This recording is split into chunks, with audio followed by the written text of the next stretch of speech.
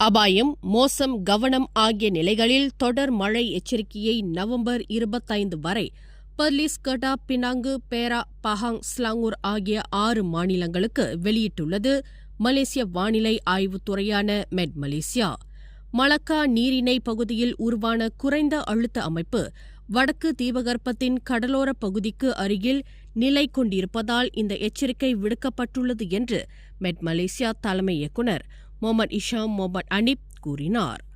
இந்த வானிலை காரணமாக தொடர் பலத்த மழை, பலத்த காற்று, கொந்தளிப்பான கடல் நிலைமைகள் நவம்பர் 23 முதல் 25 வரை வடக்கு மேற்கு தீபகற்ப மாநிலங்களில் ஏற்படக்கூடும் என்றும் அவர் தெரிவித்தார்.